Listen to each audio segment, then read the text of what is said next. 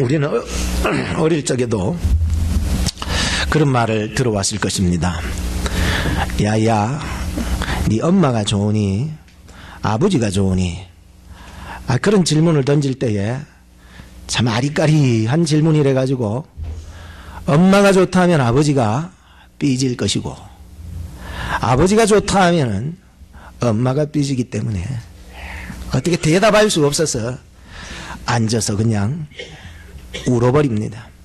아니 너 왜 울고 있냐? 그러면 내가 어떻게 대답해야 될지 잘 알 수 없어서 그래서 웁니다. 사실 저는 엄빠가 좋아요. 엄마도 좋고 아빠도 좋고 그래서 엄빠가 좋다. 오늘 우리도 부모된 입장에서 우리 아이들에게 혹시 그런 질문을 던질 수 있습니다. 엄마가 좋으니? 아빠가 좋으니? 그러면 아이는 굉장한 딜레마에 빠지게 됩니다.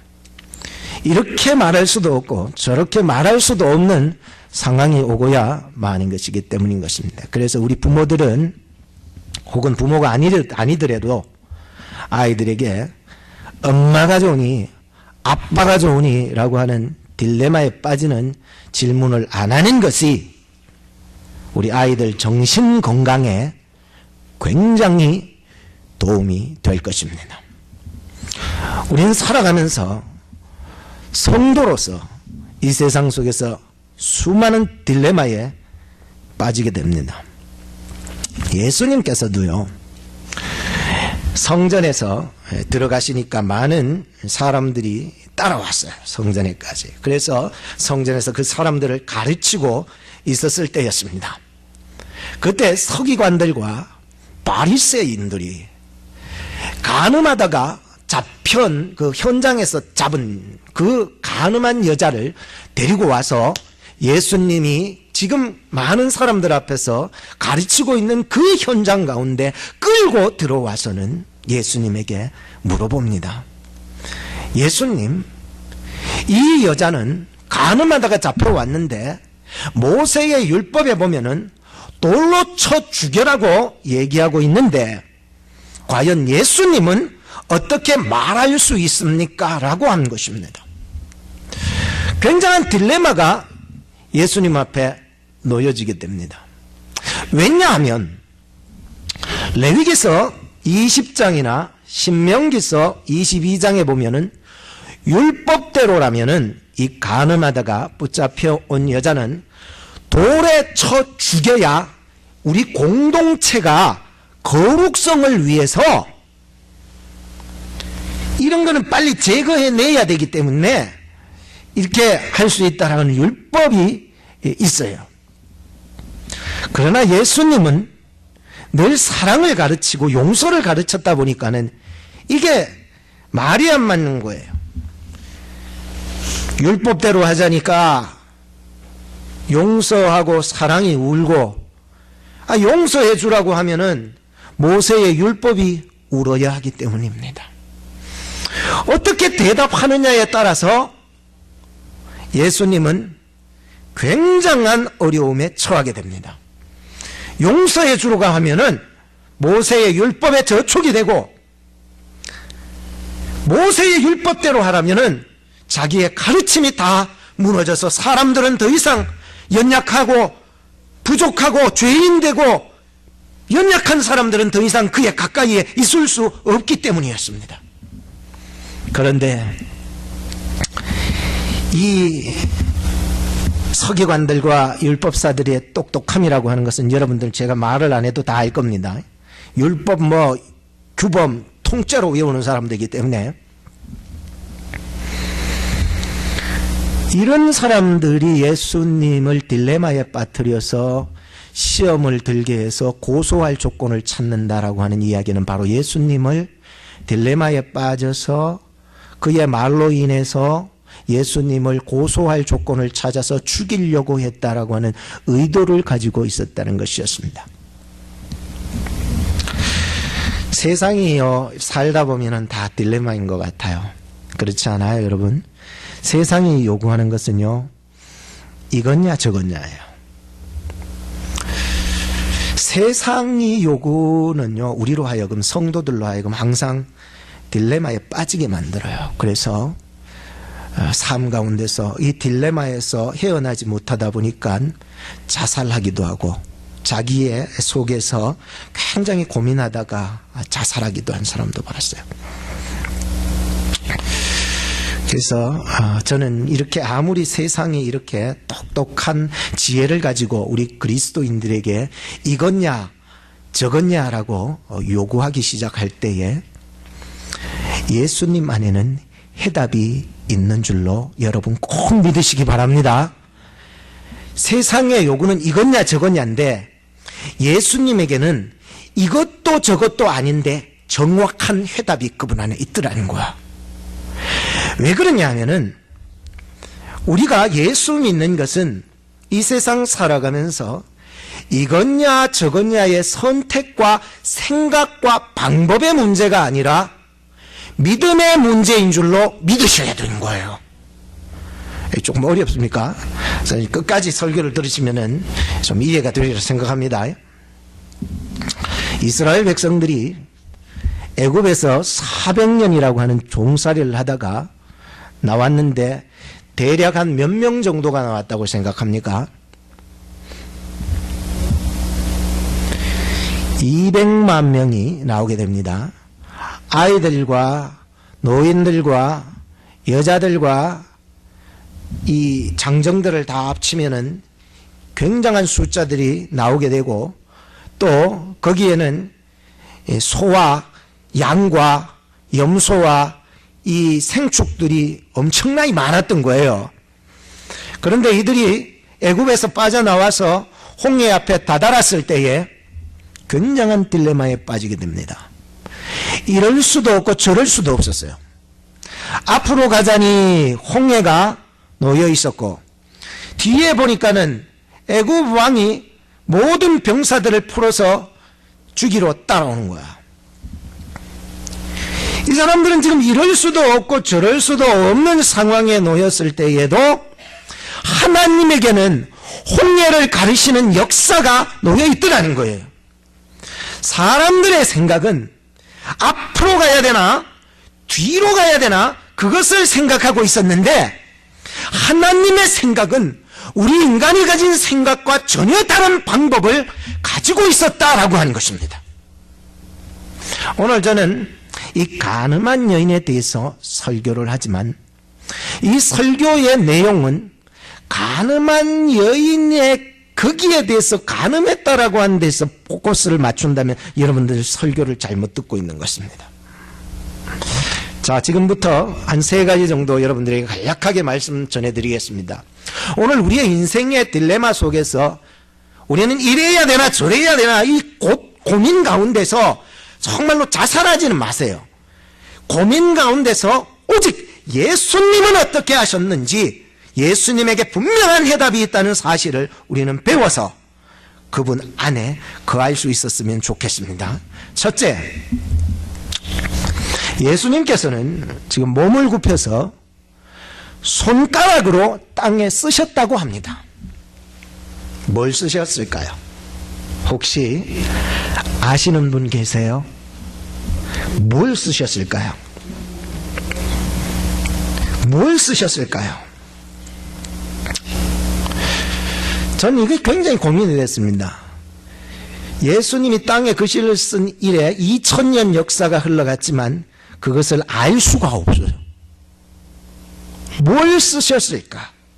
도대체 뭘 썼기에, 무슨 글자를 썼기에 이 여인을 잡아왔던 서기관들과 바리새인들의 입을 단번에 막아버리셨으며, 거기에서 돌을 들고 있던 많은 사람들의 돌을 다 놓게 만드실 수 있었을까? 과연 무엇을 거기에다가 글씨를 써내려갔었을까? 예수님은 몸을 굽으려서 그 땅에다가 글을 쓰신 거야. 근데 무엇을 썼을까? 저는 굉장히 고민이 되었는데 아직까지도 모르겠어. 혹시 여러분 아세요? 여러분이 생각하고 있는 그 대답에 혹시 여러분들 아시냐고요? 혹시 어떤 사람은 그렇게 얘기합니다. 너 자신을 알라. 그 그것을 바라보는 사람들마다 전부 다 나 자신을 알고 돌아갔을까? 더 이상 이 여인에 대해서 거론하지 않았을까? 또 어떤 사람은 이렇게 말합니다. 예수님이 땅에 꾸풀려서 쓰신 글씨는 아마 거기에 있는 사람들의 한 사람 한 사람의 죄목들을 다 끄집어서 누구누구는 이런 죄를 지었고 누구누구는 저런 죄를 지었고 끄집어서 아마 써내려 갔을 것이다. 그것을 자세히 보니까 아무래도 마음에 가책을 받아서 돌아갔을 것이다 라고 생각을 하는 사람들이 많이 있습니다. 저는 지금까지도 예수님께서 2000년이 역사가 흘러 지나가면서도 예수님께서 그 땅에 꾸풀여 주신 그 글씨가 구체적으로 무엇인지는 몰라요. 만약에 안다면 우리의 인생의 딜레마의 해답을 얻을 수 있을 거예요. 그런데 저는 예수님이 쓰신 글씨를 알 수는 없지만 분명한 것은 그 글씨는 각자의 심령에 들려주시는 성령의 음성이었다는 것은 분명했습니다. 그래서 오히려 이 글씨가 지금 남아있지 않는 것이 오히려 더 감사하고, 우리가 신앙생활하는 것은 보여지는 그 무엇인가를 잡으려고 하는 것이 아니라 보여지지 아니하는 그 무엇인가를 들 수 있을 때에 올바른 신앙생활을 할 수 있지 않냐는 겁니다. 예수님의 쓰신 글씨는 우리는 알 수 없지만 분명히 그 글씨는 그 당시에 보는 사람으로 하여금 성령께서 들려주시는 각자의 음성이었다는 거예요. 오늘도 저는 이 오래된 이 하나님의 말씀을 이 강단에서 설파하고 있습니다. 비록 이것은 기록된 하나님의 말씀이고 제가 들려주는 이 음성은 그냥 들려지는 음성이지만은 이 하나님의 말씀이 여러분들의 각자의 심령에 성령의 음성으로 들려지기 시작할 때에 우리는 그때부터 신앙생활을 해나갈 수 있는 것입니다.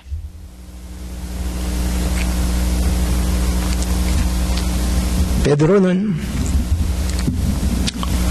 사도행전에 보면 하나님의 말씀을 전하고 있었을 때였습니다. 엄청나게 많은 사람들이 몰려와서 베드로의 설교를 들었어요. 설교의 주 핵심은 뭡니까?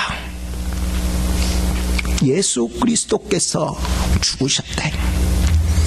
너희들이 죽인 예수가 바로 그리스도였다, 구원자였다 라고 하는 그런 복음의 설교를 하셨던. 근데 그것을 듣던 사람들이요, 어떤 성경에 보니까 이렇게 우리가 어찌할꼬, 우리가 예수를 죽였는데 이제 와닿은 거예요.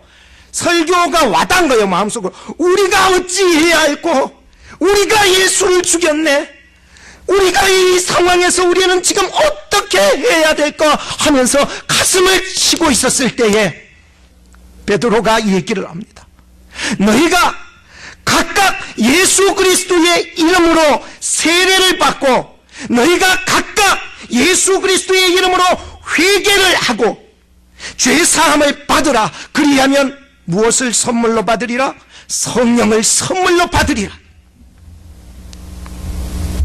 그들이 예수 그리스도를 믿고 성령 안에서 깨닫게 되니까는 제자가 되기로 결단을 한 성령의 사람들이 3,000이나 넘었다는 거.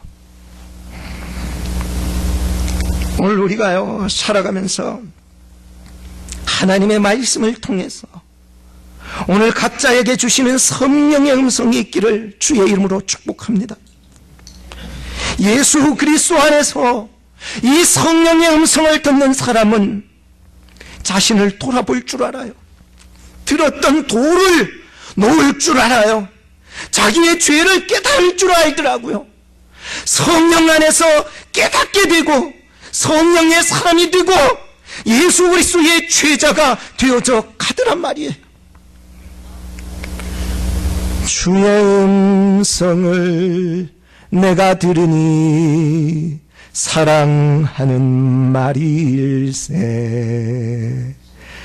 믿는 맘으로 주께 가오니 나를 영접하소서.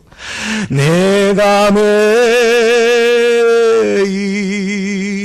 십자가 앞에 더 가까이 가오니 구세주의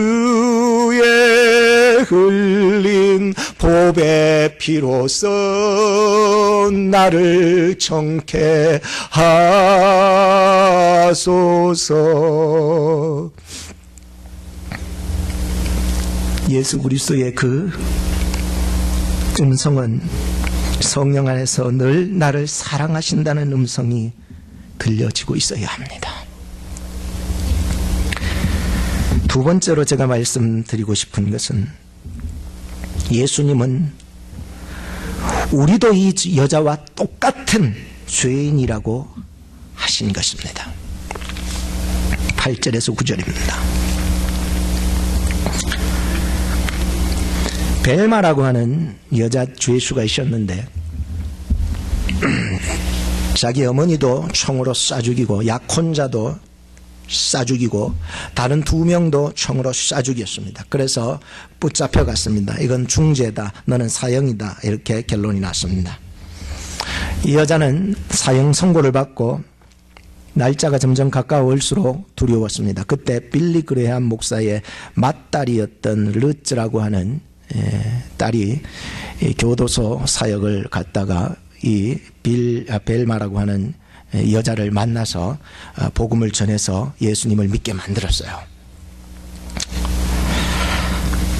그런데 사형 날짜가 점점 가까워오면서 이 살인자였던 벨마라고 하는 여자가 점점 심적인 고통이 눌렸더래요. 잠도 오지 아니하고 굉장히 고통 가운데 내가 너무 큰 죄를 지었다, 정말로 너무 큰 죄를 지었다면서 잠도 못 자고 가슴이 너무 답답하고 너무 괴로워 미칠 지경이었어.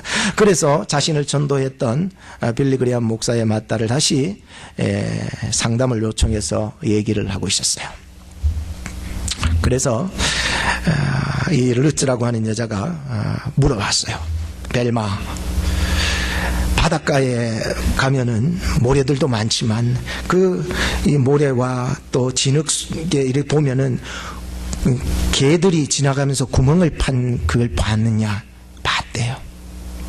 그럼 혹시 어린아이들이 소꿉장난 한다고 모래성을 쌓고 구멍을 판 걸 봤느냐? 봤대요. 혹시 어떤 사람이 큰 삽으로 구멍을 판 거, 큰 구멍을 파는 것도 봤느냐는 거예요. 봤다는 거예요. 그리고 어떤 큰 기계와 와서 큰 모래와 진흙을 파뜯기는 거 봤냐고, 그것도 봤다. 그럼 왜 자꾸 물어보냐는 거예요. 그러자 르츠라고 하는 이 여자가 말했습니다. 바로 예수 그리스도의 보혈이 파도가 되어서 이 해변으로 쫙 밀려와서 다시 썰물로 확 들어가면은 어떻게 되냐? 그러면 작은 구멍들은 없어지고 큰 구멍은 남겠지요? 아니래요. 작은 구멍이든 삽으로 판 구멍이든 더 크게 팠던 구멍이든 한번 물이 싹 밀려왔다가 싹 지나가면은 다 메꾸어지는 거라고. 너는 너의 가슴에 있는 그 큰 죄로 인해서 두려워하지 말라고. 예수 그리스도의 보혈의 파도가 너를 덮쳐서 너의 모든 죄를 사하여 준 줄로 믿으라고. 아멘 한 거예요. 근데 어떤 사람들은요, 맨날 첫날 자기의 조그만한 죄 때문에 매 주일날마다 교회에 와가지고 그것 때문에 맨날 고민하고 있어요. 오늘 정말로 예수 그리스도의 그 보혈의 십자가의 능력이 여러분들의 모든 죄를 다 사하여 질 줄로 믿으시기를 주의 이름으로 축복합니다. 무엇 때문에 가슴 답답하며 잠 못 자고 괴로워하고 있느냐라고 하는 것입니다. 우리 마음속에는 예수 그리스도의 보혈의 능력을 의심하는 가짜 예수쟁이들이 늘 살고 있어요. 속삭이는 거예요. 그래, 난 그럴 수 있어. 근데 넌 그러면 안 돼. 늘 속삭이고 있어요. 가짜 예수쟁이가 속에서. 난 용서가 될 자격이 돼. 나는 용서받아도 될 자격이 돼. 그러나 너는 용서가 안 돼. 가짜 예수쟁이는 항상 나에게 속삭여. 난 사랑받고 축복받을 자격이 된대. 너는 안 돼. 그런 거예요. 그러나 억만 죄악에서 하나님의 사랑과 예수 그리스도의 그 큰 은혜를 받은 진짜 예수쟁이는요, 속에서요 그렇지 않아요. 나도 그랬듯이 너도 그럴 수 있어. 나도 용서받았으니 너도 용서받아도 돼. 나도 사랑받고 나도 하나님께 축복받았으니 너도 축복받아도 돼. 그런데 사람들은 다 하나같이 나는 그럴 수 있는데 너는 그럴 수 없고, 나는 축복받고 사랑받아도 되는데 너는 절대로 축복받고 사랑받으면 안 된다고 이 돌을 들고 늘 살아가는 사람이 있는 거예요. 가짜 예수쟁이에요, 여러분. 저를 한번 따라합시다. 당신도 사랑받을 자격이 충분합니다. 옆 사람한테 인사하세요. 당신도 사랑받을 자격이 충분합니다. 시작. 자격이 충분합니다. 아무리 작은 죄건 큰 죄건 우리가 하나님의 사랑받을 자격이 충분한 줄로 믿으시기 바랍니다. 왜 나는 그럴 수 있는데 너는 그러면 안 된다라고 생각을 하십니까? 이게 가짜 예수쟁이가 속에 살아요. 어떤 사람은 생각해요. 간음한 죄는 돌에 맞아 죽여야 될 죄고 거짓말한 죄는 그저 용서해 줘야 된다고 그래요. 간음한 죄는 진짜 죽여버려야 될 죄인인데 도둑질하고 주의를 거룩하게 지키지 못하고 다른 사람 상에 입힌 거는 그냥 얼렁뚱땅 입 싹 닫고 지나가는 사람 많아요. 하나님 앞에서는요, 큰 돌이나 작은 돌이나 아니 모래알 같은 그러한 돌일지라도 물에 던지면 다 빠지듯이 우리가 작건 크건 아주 크건 다 하나님 앞에서는 때려 맞아 죽어야 될 죄인 아닙니까? 네?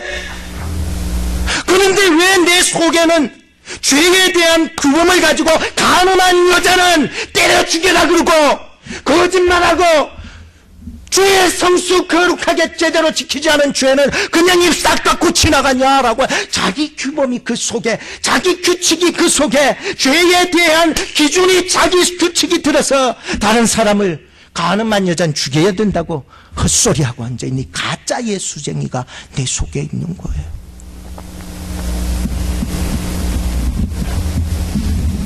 예수님의 눈에는요, 예수님이 지금 이 간음한 여자를 볼 때에는 예수님의 눈에는 이 간음한 여자나 돌을 들고 있는 당신이나 이 불 붙잡고 왔던 서기관 바리새인들이나 다 같은 죄인인 줄로 믿으시기 바랍니다.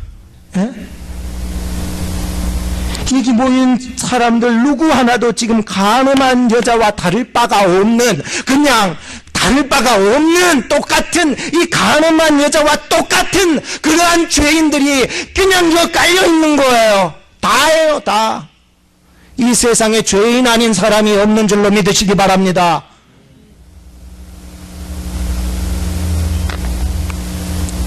또 어떤 사람은 그렇게 생각합니다.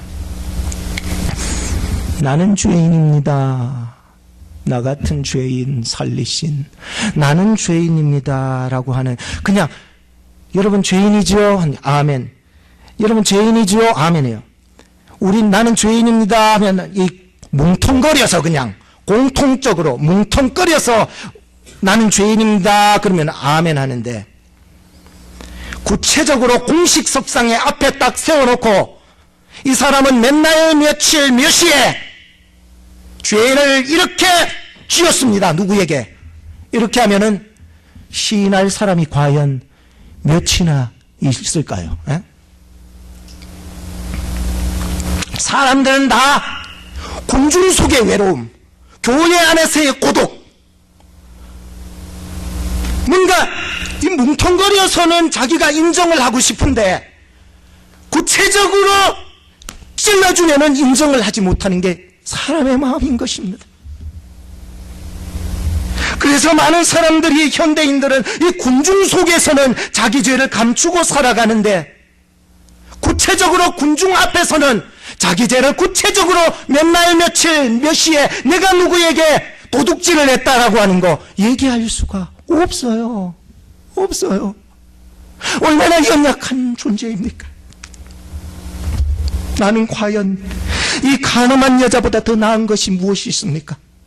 이 여자는 죄를 지어서, 똑같은 우리와 똑같은 죄를 지어서 붙잡혀와서 지금 사람들의 손에 중죄를 받고 비난을 받고 율법이 어쩌고 저쩌고 하면서 지금 이 사람이 지금 그 율법 앞에 완전히 발가벗겨져 버렸어요. 과연 이 여자보다도 더 나은 사람은 과연 누가 있습니까? 우리에게도 누가 있냐는 거. 한국에 대부흥운동이 있었는데 1903년에 원산 대부흥운동과 1907년에 평양 대부흥운동이 있었어요. 굉장히 한국에 있어서 큰 역사를 만들어내게 된 큰 부흥의 획기적인, 한국을 지금요 뒤집어 엎어서 기독교의 이 안디옥 교회처럼 이 복음의 전초기제를 만든 그 사건이 있는 거예요. 이 원산 부흥회와 이 평양 대부흥회가. 근데 여러분들 교회 역사에도 보면은 사람들이 집회를 하면 모였어요. 근데 냉랭했어요. 모였어요. 냉랭했어요. 그런데 어떻게 이 사람들이 뒤집어지기 시작했고 부흥이 일어났냐 하면은, 뭐 부흥이라고 하면은 사람 숫자가 많은 게 이게 중요한 게 아니에요. 내 영혼의 부흥이 일어나야 되고, 여러분 가정의 부흥이 일어나야 되고, 그리고 우리 교회의 부흥이 일어나고, 오클라호마가 부흥이 일어나야 될 줄로 믿습니다. 그러면 과연 이들이 냉랭한 가슴에 어떻게 불을 지폈고 부흥이 일어났습니까? 그게 뭡니까? 이 만인들 앞에서 공식석상에서 딱 나와가지고 자기의 죄를 낱낱이 고연해버렸던 거예요. 그러니까요, 그 자리가요, 그래요, 저놈은 죄인이다 하지 않고 듣는 자들로 하여금 그래 나도 죄인입니다 하면서 서로가 나와서 나는 언제 이런 죄를 지었습니다. 나는 누구누구에게 몇 날 며칠 도둑질을 했습니다. 나는 몇 날 며칠 언제 간음을 했습니다. 나는 언제 다른 사람을 상해했습니다. 나는 소를 훔쳤습니다. 난 거짓말해서 반지를 훔쳐갔어. 난 이렇게 해서 하나하나가 다 같이 나와서 하는데 누구 하나도 정죄하거나 누구 하나도 고소하는 사람이 없어요. 그러니 원산 대부흥운동과 이 평양 대부흥운동이 부흥이 일어나지 아니하냐 말입니다. 오늘 우리 교회가요, 아니 우리 교회는 둘째라 치고 여러분의 심령에 하나님의 부흥과 하나님의 생명이 살아 꿈틀대고 움직이기를 원하신다면은 내가 하나님 앞에서 하나님을 만나서 예수 그리스도 앞에서 나의 모든 죄를 낱낱이 고해내야 될 줄로 믿습니다. 오늘 침이 튀겨가면서 얘기를 하는데 마지막으로 여러분들에게 말씀드리고 싶은 것은, 자 그렇다면 돌을 들었던 자들 다 놓고 돌아가고 서기관들과 바리새인들이 여자 잡아왔는데 돌아가고, 그 자리에는 누가 남았을까요? 퀴즈입니다. 누가 남았을까요? 예수님하고 또 가늠한 여인 딱 둘만 남고는 하나도 보이지 않았습니다.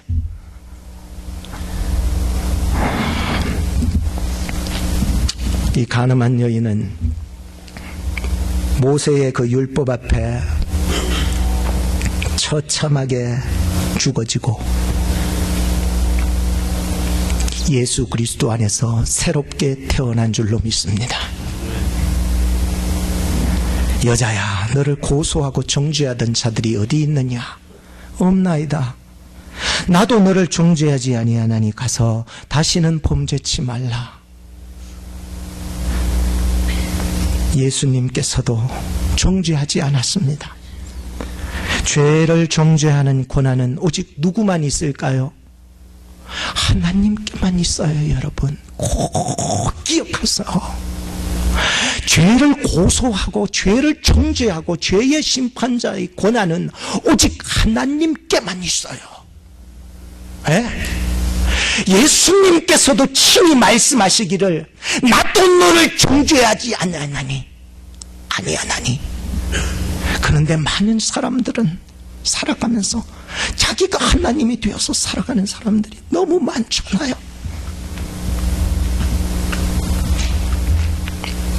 오늘 혹시 우리 손에 들었던 돌이 있다면 내려놓으시기를 바랍니다. 그리고 하나님께 맡기십시오.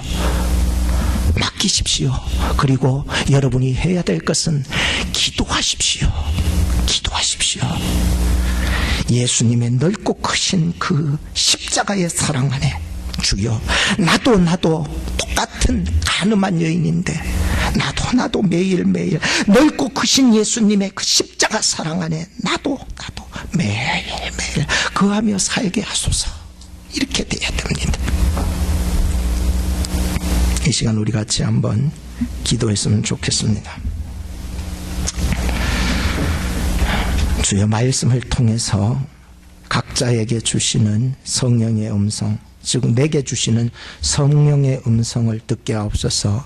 변화되고 영생을 얻는 것은 나의 힘으로 되는 것이 아니라 성령을 통하여서 가능하기 때문입니다.